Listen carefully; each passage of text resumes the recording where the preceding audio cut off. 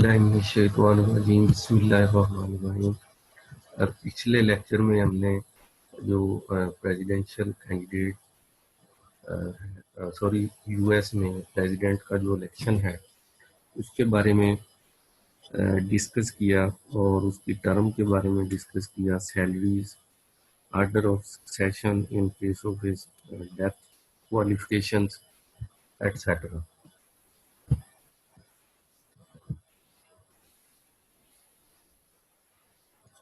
अभी आप अपना ना आपके पास अगर पेन एंड पेपर है तो वो ले लें, तो आपको वो इन सिंपल वे आपको मैं इसको ना थोड़ा सा समझा देता हूँ। तो कुछ मैं फिर पिक्चर्स भी शेयर करूँगा, वो आपने देख लेंगे।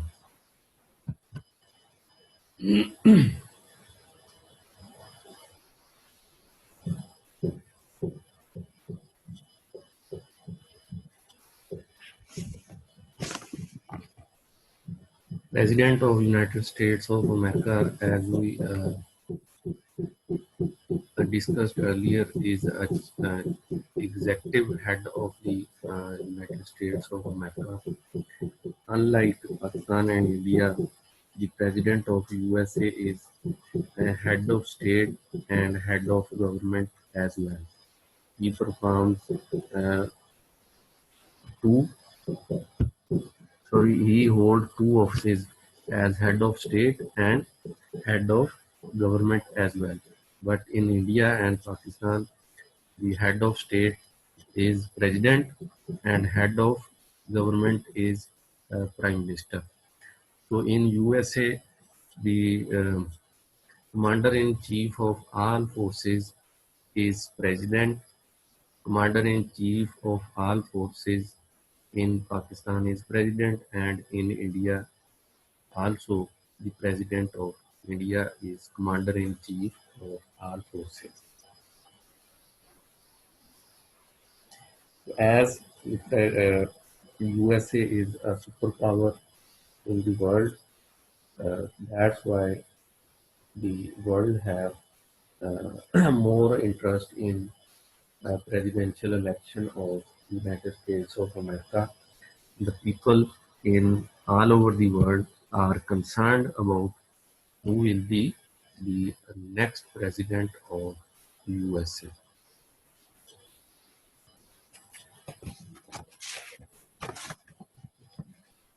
आपके पास अगर पेन एंड पेपर है तो वो आप उस पे ना ये राइट डाउन कर लें। इसके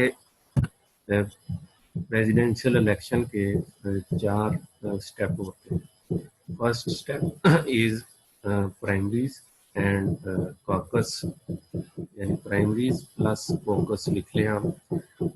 सेकंड स्टेप इसका होगा नॉमिनेशन। थर्ड जो है general election and fourth one is inauguration.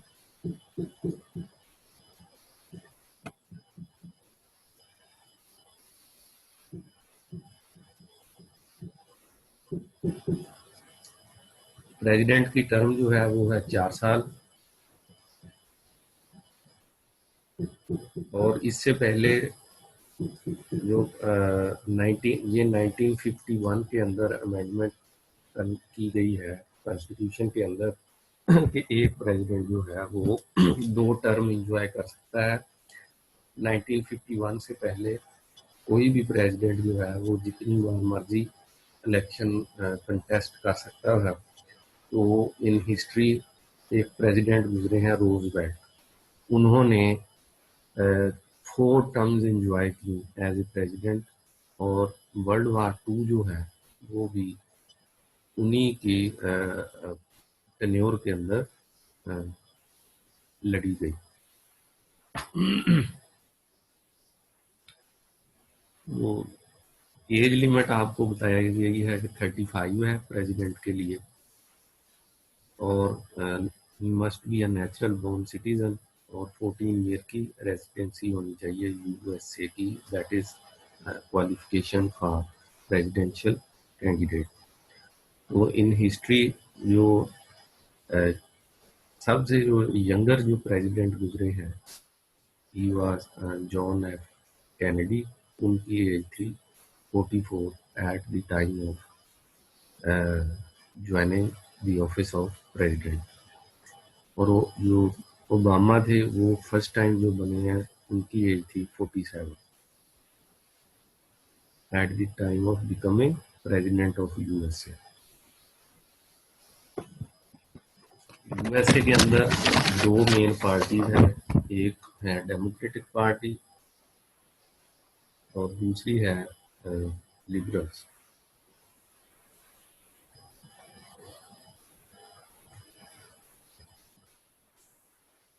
तो इब्राहम लिंकन जो है वो फर्स्ट प्रेसिडेंट थे रिपब्लिकन पार्टी के। सॉरी, एक पार्टी है डेमोक्रेटिक और दूसरी है रिपब्लिकन।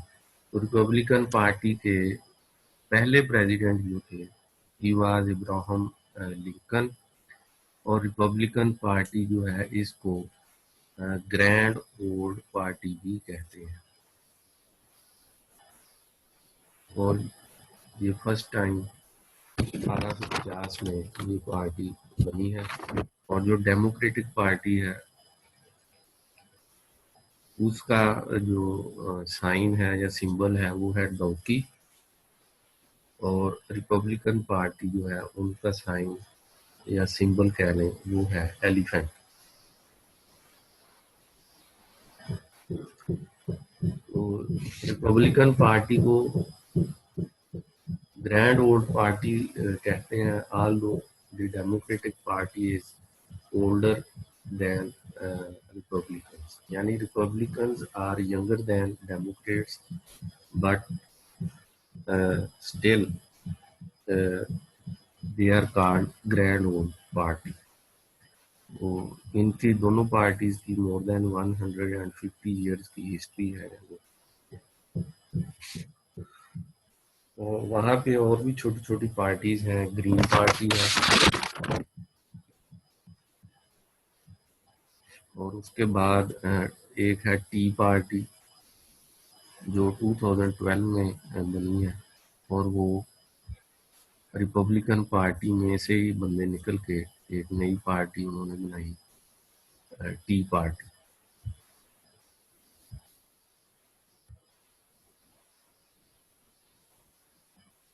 ये थोड़ी बहुत आउटलाइन है पार्टीज की और जो प्रेसिडेंट गुजरे हैं इन हिस्ट्री। उसके बाद जो है इलेक्शन, जैसे मैंने आपको पहले बताया, इलेक्शन ईयर जो होता है, लीप ईयर जिस साल फरवरी 29 डेज का होगा उस साल इलेक्शन होता है। नवंबर के अंदर जनरल इलेक्शन, लेकिन प्रोसेस जो है वो स्टार्ट हो जाता है। यार ये अपनी वीडियोस बंद करेंगे, अदरवाइज अटेंडेंस नहीं लगेगी। वीडियोस बंद करें। प्राइमरीज का इलेक्शन, प्राइमरीज है पहला उसका स्टेप एंड कॉकस, उसके बाद नॉमिनेशन है, फिर जनरल इलेक्शन, फिर इनागुरेशन। तो प्राइमरीज का इलेक्शन जो है वो स्टार्ट हो जाता है जनवरी में, और उसमें जो कन्वेंशन के अंदर जो डेलीगेट्स भेजे जाते हैं उनका इलेक्शन होता है। वो delegates are elected by secret ballot by the party workers of each party and common men of United States of America, if permitted by party of a particular state। यानी states के अंदर election होगा primaries का, तो उस state के अंदर, या फॉर एग्जांपल अगर न्यूयॉर्क स्टेट में प्राइमरीज का इलेक्शन हो रहा है, तो उस इलेक्शन में न्यूयॉर्क की जो के अंदर पार्टी की जो लीडरशिप होगी वो ये चीज़ डिसाइड करेंगे कि डेलीगेट्स जो हैं जो हमने कन्वेंशन में भेजने हैं, उनका इलेक्शन क्या सिर्फ पार्टी मेंबर्स वर्कर्स जो हैं वही उनको इलेक्ट करेंगे कि कॉमन मैन भी उनको इलेक्ट कर सकते हैं? ये स्टेट के अंदर पार्टी लीडरशिप डिसाइड करके इलेक्शन कंटेस्ट यानी कंडक्ट करवाते हैं, और वो फिर डेलीगेट्स जो हैं वो 1000 डेलीगेट्स कन्वेंशन के अंदर भेजे जाते हैं, और फिर कन्वेंशन के अंदर प्रेसिडेंशियल कैंडिडेट जो है उसकी फाइनल नॉमिनेशन की जाती है कि who will be the presidential candidate of our party in general election.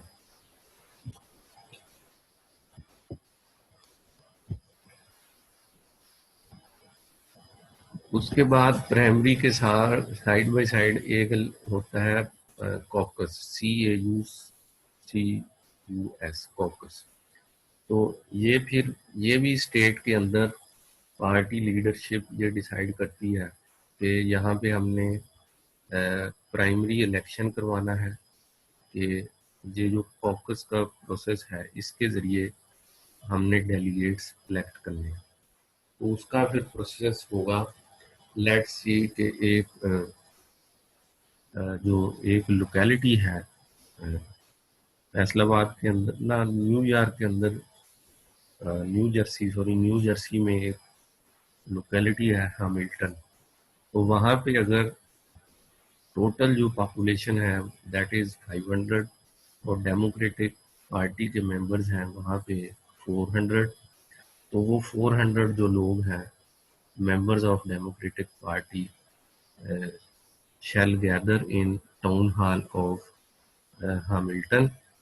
वहाँ पे जाके अगर डेलीगेट्स हैं वहाँ पे mister A, B and C, तो वो शो ऑफ हैंड करेंगे वहाँ पे मिस्टर A के लिए, मिस्टर B के लिए और मिस्टर C के लिए। और मिस्टर A को अगर 200 मिल गए हैं, 200 हैं उसके मिस्टर B के, और 100 सॉरी ये 500 लोग अगर वहाँ पे इलेक्शन कॉकस में हिस्सा लेते हैं, तो 200 मिस्टर A को, 200 मिस्टर B को और 100 मिस्टर C को। तो मिस्टर C को आउट हो जाएंगे, तो फिर 100 जो है वो फिर दोबारा से शो ऑफ हैंड करके 60 अगर मिस्टर A को चले गए डेलीगेट को और 40 मिस्टर B को, तो मिस्टर A जो है शैल विन with 260 votes, और लूजर विल have 240 votes। तो मिस्टर A जो है shall represent the Hamilton in convention. Mister A को डेमोक्रेटिक पार्टी का डेलीगेट बना के भेज दिया जाएगा कन्वेंशन के अंदर। तो हर जो डेलीगेट होगा उसका वो जब इलेक्शन में आएगा तो वो बताएगा कि मैं किस कैंडिडेट को सपोर्ट करता हूँ।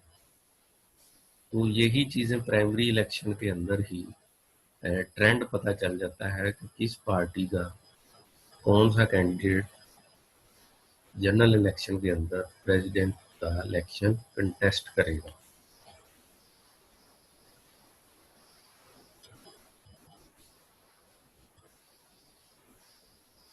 तो फिर कन्वेंशन के अंदर जो सारे फिर कन्वेंशन में जाने से पहले एक सुपर ट्यूसडे का एक इलेक्शन होता है, वो फरवरी और मार्च, जिसमें बड़ी बड़ी जो स्टेट्स हैं वो तकरीबन 10 स्टेट्स हैं, तो वहाँ पे प्राइमरीज का इलेक्शन होता है। तो प्राइमरीज के इलेक्शन का जो रिजल्ट है वो फिर ट्रेंड बता देता है कि यहाँ से जो डेलीगेट्स जिन डेलीगेट्स ने विन किया है दोनों पार्टीज के इलेक्शन, प्राइमरीज के इलेक्शन में, उन डेलीगेट्स की सपोर्ट किस प्रेसिडेंशियल कैंडिडेट के लिए है। तो सुपर ट्यूसडे का जो इलेक्शन है तो उसमें जिस कैंडिडेट के सपोर्टर डेलीगेट्स जो हैं वो मेजोरिटी में आ जाते हैं, वो तो आगे जाता है, और जिनके डेलीगेट्स, जिस कैंडिडेट के डेलीगेट्स थोड़े होते हैं, तो वो ड्रॉप आउट हो, खुद ड्रॉप हो जाते हैं इलेक्शन से, अपने आप को विड्रा कर लेते हैं, वो कन्वेंशन में भी नहीं जाते एज ए कैंडिडेट, क्योंकि उनको पता चल जाता है कि मेरे साथ कन्वेंशन में भी जाके क्या हालात होंगे।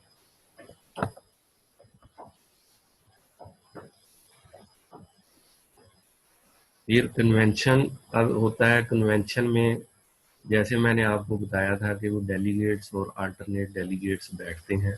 फिर मेन स्टेज के ऊपर जो पर्सनैलिटीज ऑफ द पार्टी होती हैं वो बैठते हैं स्टेज पे। तो लेट से अगर पाकिस्तान के अंदर है, अगर पीटीआई की पार्टी का कन्वेंशन हो रहा है फॉर एग्जांपल, तो उसमें जो मेन उनके थे, अभी तो यहाँ भी तरीन नहीं है, शाह महमूद कुरैशी, असद उमर,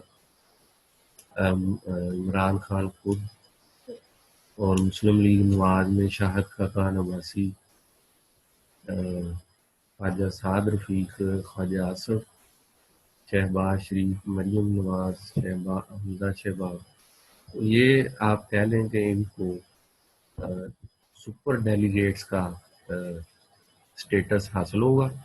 और कन्वेंशन के अंदर जब वोटिंग होगी for nomination of presidential candidate, जो सुपर डेलीगेट्स हैं उनके पास जो वोट होगा, उनकी वोट होगा मोर देन 1 वोट कंसीडर किया जाएगा।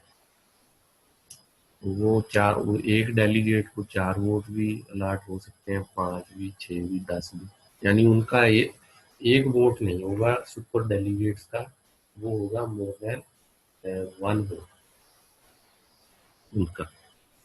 तो प्रेसिडेंशियल कैंडिडेट की जब नॉमिनेशन होगी तो उसी के साथ वाइस प्रेसिडेंट जो है उसको भी फाइनलाइज किया जाएगा नॉमिनेशन कन्वेंशन के दौरान।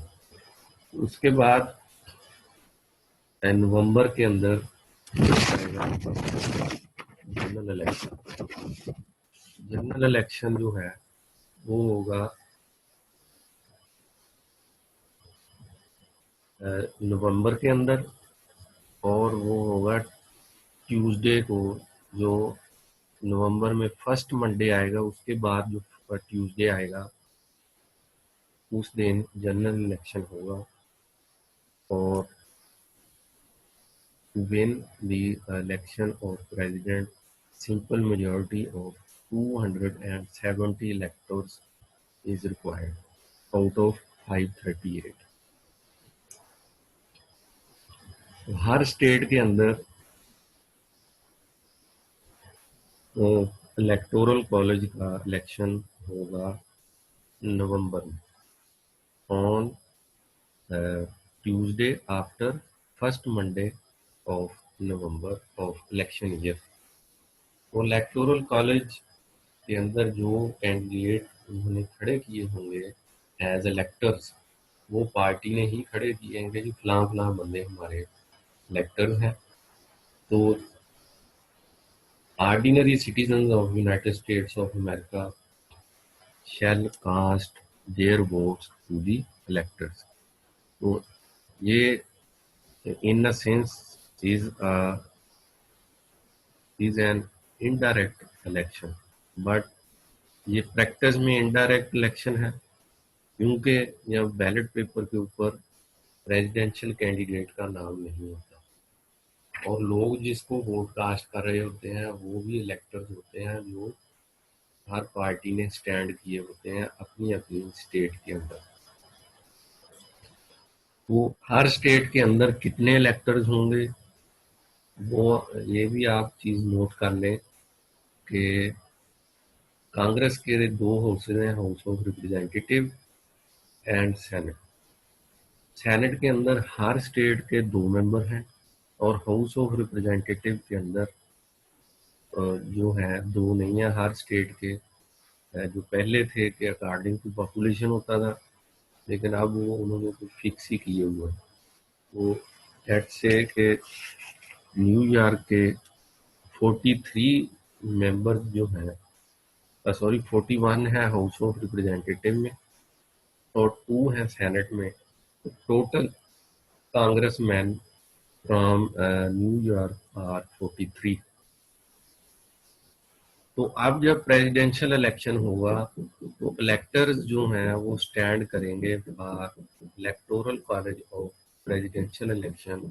न्यूयॉर्क से 43 इलेक्टर्स स्टैंड करेंगे इलेक्शन के लिए, यानी जिस हर स्टेट में से उतने ही इलेक्टर्स स्टैंड करेंगे for electoral college of presidential election जितने मेंबर उस स्टेट के कांग्रेस के अंदर है, दोनों हाउसेज में, लोअर हाउस और अपर हाउस सेनेट के मिला के जितने मेंबर होंगे उतने ही इलेक्टर्स उस स्टेट से स्टैंड करेंगे of each party for electoral college of presidential election.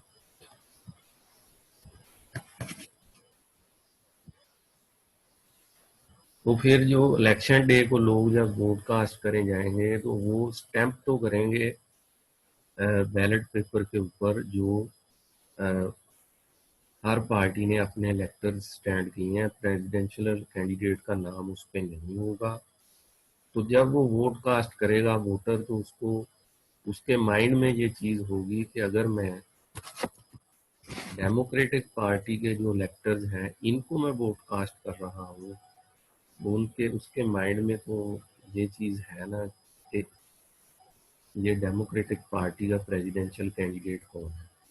तो अगर मैं इन इलेक्टर्स को वोट कास्ट करूंगा तो इनका वोट किसको जाएगा, ये चीज़ उसको पता है। फॉर एग्जाम्पल अब इस साल जो इलेक्शन हो रहा है नवंबर में, तो बैलेट पेपर के ऊपर रिपब्लिकन पार्टी के जितने भी इलेक्टर्स के नाम होंगे वो लोग जो हैं वो जाके वो स्टैंप लगाएंगे इलेक्टर्स के ऊपर, नामों के ऊपर, लेकिन उनके माइंड में होगा कि हमारा वोट ट्रंप को जा रहा है। और अगर डेमोक्रेटिक पार्टी को वो वोट कास्ट करने जा रहे हैं तो वो स्टैंप उनके जो डेमोक्रेटिक पार्टी के इलेक्टर्स हैं उनके नाम के ऊपर लगेगी, लेकिन उनके माइंड में ये चीज़ होगी कि I am casting the vote to Joe Biden, the presidential candidate of democratic Party in USA. फिर वहाँ इलेक्शन जब शाम हो जाती है, टाइम ख़त्म हो जाता है, तो वहाँ पे काउंटिंग जब शुरू होती है तो वहाँ पे एक फार्मूला लगाया जाता है कि winner takes all, basis winner takes all basis के ऊपर काउंटिंग होती है। तो अब लेट से ये चीज़ भी आप नोट कर लें, अगर फ्लोरिडा के अंदर स्टेट है जो फ्लोरिडा, उसके 29 अगर इलेक्टर्स हैं फ्लोरिडा के, तो अगर 15 जो है वो डेमोक्रेट्स को चले गए, 14 वोट इलेक्टर चले गए उसको रिपब्लिकन को, तो वहाँ पे भी विनर जो है वो है डेमोक्रेट्स का, क्योंकि उसके 15 इलेक्टर्स जो हैं वो विन कर गए हैं। लेकिन फाइनल काउंटिंग में उसको जो 14 रिपब्लिकन के हैं वो भी मिल जाएंगे डेमोक्रेटिक पार्टी को। All 29 shall go in the basket of democratic party.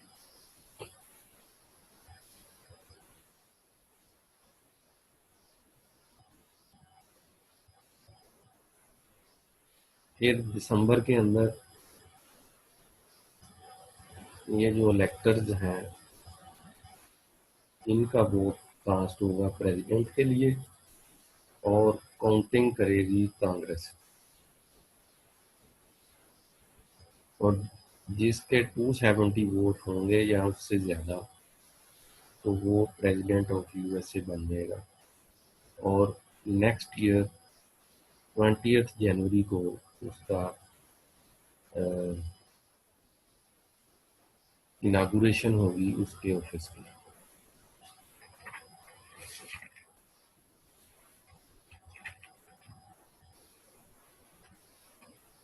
Inauguration पे प्रेसिडेंट जो है वो हलफ लेगा। वो भी बताया गया कि कैसे हलफ होगा। The president has to take the oath of office which runs, I do solemnly swear or affirm that I will faithfully execute the office of the President of the United States and will, to the best of my ability, preserve, protect, and defend the Constitution of the United States. President of United States of America जब अपना office hold करता है, join करता है, वो हलफ लेता है और वो constitution of United States of America को प्रोटेक्ट, डिफेंड एंड प्रिजर्व करने का हलफ लेता है और ये कहता है कि मैं अपनी बेहतरीन सलाहियतों को बुरे कार लाते हुए अपना ऑफिस जो है इसको रन करूंगा।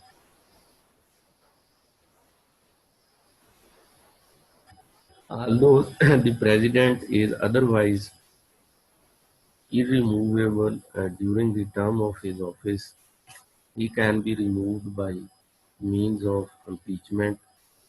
The Constitution provides that the president can be impeached for treason, bribery, or other such high crimes and misdemeanors by the House of Representatives.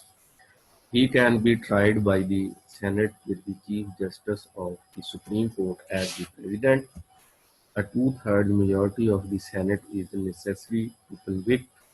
Otherwise, during the term of his office, the president is immune from the jurisdiction of ordinary courts. The president जो है he cannot be removed from the office unless the impeachment proceedings started from House of Representatives and uh, finalized in Senate are successful. वो house of representative से impeachment की proceeding start होके senate के अंदर trial होगा और trial after the completion of the trial there shall be voting. वो voting के अंदर if the senators vote in a two-third majority that the president is found guilty, then the president shall be removed from the office.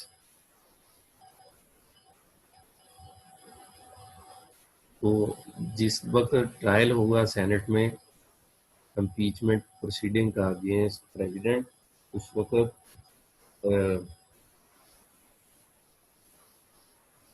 Senate को preside करेगा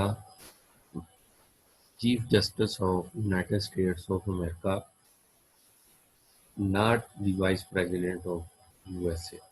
In ordinary days, the vice president of USA execute uh, the office of president of Senate. But at the time of uh, impeachment proceedings against the President of the United States of America, the Chief Justice of the USA shall preside over the Senate. This is because the Vice President of USA uh, shall hold the office of President of USA if the President is removed from the office after the impeachment proceedings are successful. तो उनके president vice president of USA जो senate के अंदर आम दिनों में president of senate का office hold करता है, एग्जीक्यूट करता है, तो इम्पीचमेंट प्रोसीडिंग के दौरान वो नहीं प्रिजाइड करेगा सेनेट को, वो करेगा चीफ जस्टिस ऑफ यूएसए। क्योंकि वाइस प्रेसिडेंट जो है, अगर प्रेसिडेंट ऑफ यूएसए को रिमूव कर दिया जाएगा तो vice president of USA will become the president of USA automatically. तो क्योंकि वो बेनिफिशरी है, वो तो अगर प्रिजाइड करेगा सेनेट को at the time of impeachment proceeding against president, उसकी तो ये ख्वाहिश ही होगी, विश होगी, प्रेसिडेंट जो है इसको रिमूव कर दिया जाए ताकि मैं अगला प्रेसिडेंट बन जाऊं। तो जो है फ्रेमर्स ऑफ द कॉन्स्टिट्यूशन जो है उन्होंने to secure the unbiasedness and impartiality of impeachment proceedings, उन्होंने वाइस प्रेसिडेंट ऑफ यूएसए को इम्पीचमेंट प्रोसीडिंग जो है उसको प्रिजाइड करने से रोक दिया और चीफ जस्टिस जो है सुप्रीम कोर्ट का वो प्रिजाइड करेगा senate at the time of impeachment trial in senate.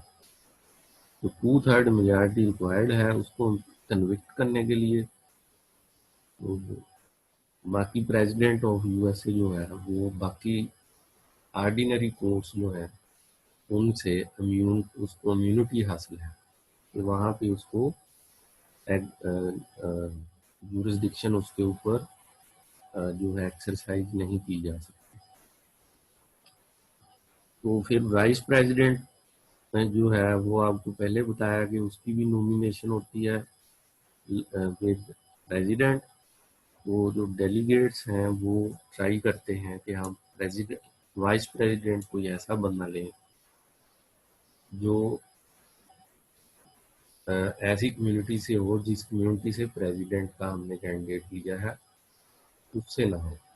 Late से अगर उन्होंने वाइट मैन यानी गोरा अगर पार्टी ने चूज कर दिया है, इलेक्ट कर लिया है एज ए प्रेसिडेंशियल कैंडिडेट उसकी नॉमिनेशन फाइनल कर दिया है और वो गोरा कोई इंडस्ट्रियल स्टेट से है, तो पार्टी के डेलीगेट्स जो हैं they try to nominate their vice presidential candidate from other ethnic community and from some other state uh, other than the state of presidential candidate।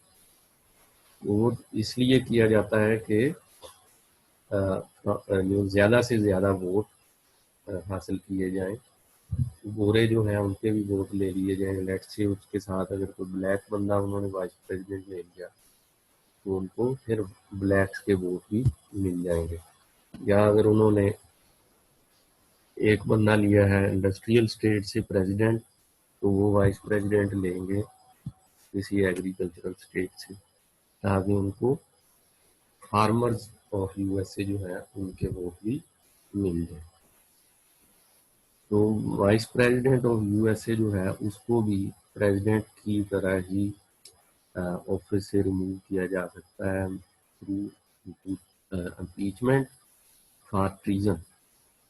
और उसके बाद जो है प्रेसिडेंट को ऑफिशियल रेजिडेंस दी जाती है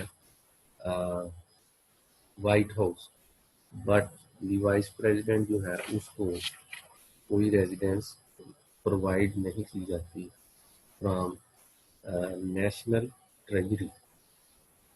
टॉपिक अब ये हमारा क्लोज हो गया इलेक्शन वाला। तो अगर कोई क्वेश्चन है तो आप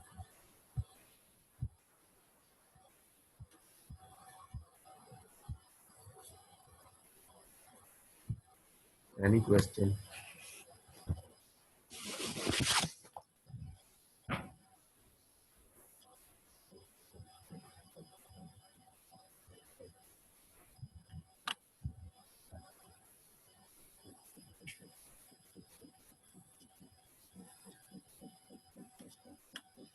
एनी क्वेश्चन?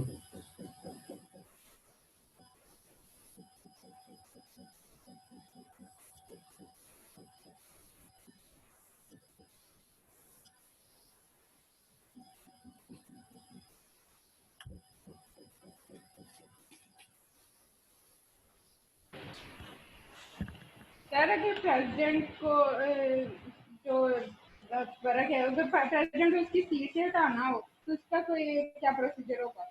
क्या क्या रिपीट करें?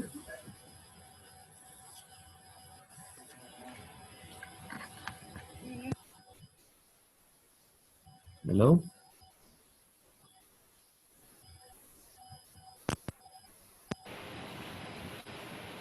हेलो। जी जी, आप हेलो बताएं। जी जी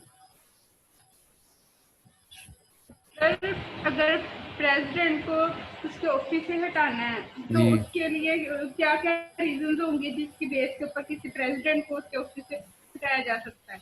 अगर उसके खिलाफ एलिगेशन हो कि उसने गद्दारी की है यूएसए के साथ, यानी एनिमी स्टेट के साथ, ट्रीजन जो है आपने पढ़ा है आर्टिकल 1 में कि ट्रीजन क्या है, कि किसी एनिमी स्टेट के साथ मिल के यूएसए के खिलाफ कोई काम करना, या किसी एनिमी टेररिस्ट ऑर्गेनाइजेशन के साथ मिल के यूएसए को के खिलाफ जंग का ऐलान कर देना, या कोई इस तरह का कोई काम, तो ये है गद्दारी, जिसे ट्रीजन कहते हैं।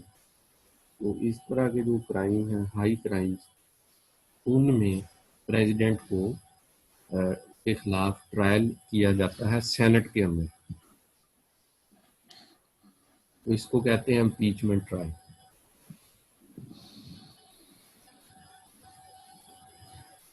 अगर वो ट्रायल सक्सेसफुल हो जाए 2/3 मेजोरिटी के साथ, तो उसको रिमूव कर दिया जाता है ऑफिस।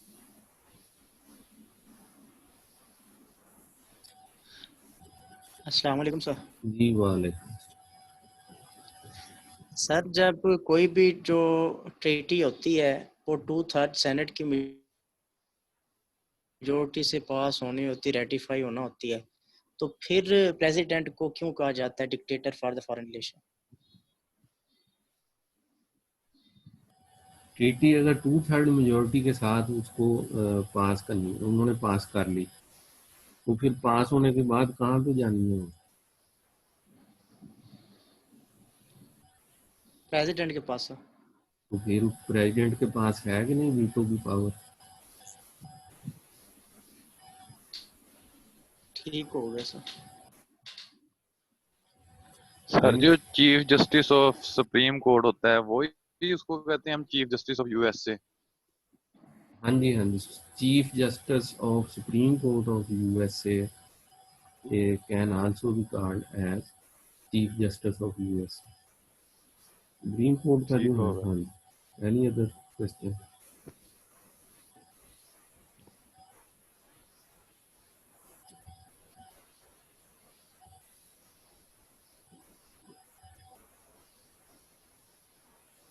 सर, वो प्रेसिडेंट का नाम बता दें दोबारा जो 45 ईयर में प्रेसिडेंट बना था। 44 ईयर में। हाँ, जॉन एफ कैनेडी। उसका सर बाद रिपीट कर दें प्लीज। जॉन एफ कैनेडी, ठीक होगा सर। JOHNFKENEDY। इसके नाम पे यूएसए में एक एयरपोर्ट भी है, और इसका मर्डर हो गया। और सर वो एक आपने बताया था ग्रैंड नेशनल पार्टी या रिपब्लिकन पार्टी को कहते हैं जो? Grand old party, old party. ठीक होगा सर। रिपब्लिकन। ठीक होगा सर। इनका साइन है एलिफेंट, और डेमोक्रेट्स हैं उनका साइन जो है वो है डोंकी। ठीक होगा सर, लिख लिए। Any other question? सर, जो प्रेसिडेंट होता है उसके उसके लिए यूएसए की सिटीजनशिप भी होना जरूरी है? पहली कंडीशन ही यही है कि he must be natural born citizen, यानी वो यूएसए का बोर्न सिटीजन होना चाहिए। ये ऐसे नहीं कि आप यहाँ से गए हैं माइग्रेट करके और सिटीजनशिप ले ली, then you are not eligible to be president. तो अगर आपकी वहाँ पे ठीक। पैदाइश हुई है, बाई बर्थ सिटीजन है आप, then you can be a president of US.